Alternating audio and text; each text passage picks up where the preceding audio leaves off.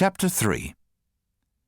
It was Wormold's daydream that he would wake some day and find that he had amassed savings, bearer bonds, and share certificates, and that he was receiving a steady flow of dividends like the rich inhabitants of the Vedado suburb. Then he would retire with Millie to England, where there would be no Captain Seguras and no wolf whistles. But the dream faded whenever he entered the big American bank in Obispo. Passing through the great stone portals, which were decorated with four-leaved clovers, he became again the small dealer he really was, whose pension would never be sufficient to take Millie to the region of safety. Drawing a cheque is not nearly so simple an operation in an American bank as in an English one. American bankers believe in the personal touch. The teller conveys a sense that he happens to be there accidentally, and he is overjoyed at the lucky chance of the encounter. "Well," he seems to express in the sunny warmth of his smile, "who would have believed that I'd meet you here, you of all people, in a bank of all places?"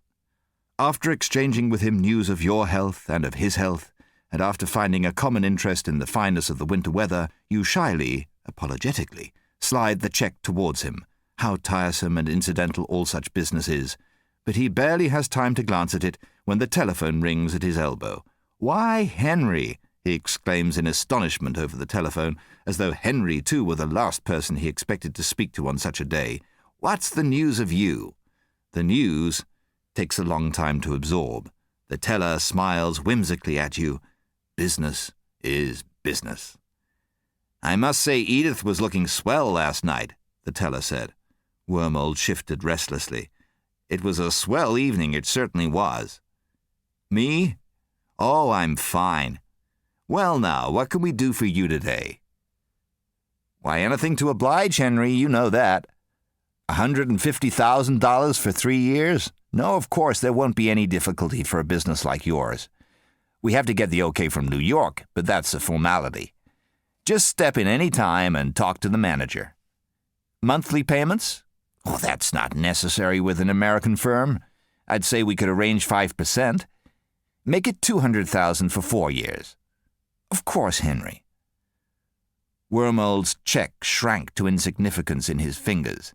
$350. The writing seemed to him almost as thin as his resources. "See you at Mrs. Slater's tomorrow. I expect there'll be a rubber. Don't bring any aces up your sleeve, Henry." "How long for the okay?" "Oh, a couple of days if we cable." 11 tomorrow? "Any time you say, Henry. Just walk in. I'll tell the manager. He'll be tickled to death to see you." "Sorry to keep you waiting, Mr. Wormold." Surname again. Perhaps, Wormold thought, I am not worth cultivating, or perhaps it is our nationalities that keep us apart. $350. The teller took an unobtrusive glance in a file before counting out the notes. He had hardly begun when the telephone rang a second time. "Why, Mrs. Ashworth, where have you been hiding yourself? Over at Miami, no kidding." It was several minutes before he had finished with Mrs. Ashworth. As he passed the notes to Wormold, he handed over a slip of paper as well. "You don't mind, do you, Mr. Wormold? You asked me to keep you informed." The slip showed an overdraft of $50. "Not at all. It's very kind of you," Wormold said. "But there's nothing to worry about." "Oh, the bank's not worrying, Mr. Wormold. You just asked, that's all." Wormold thought, if the overdraft had been $50,000, he would have called me Jim.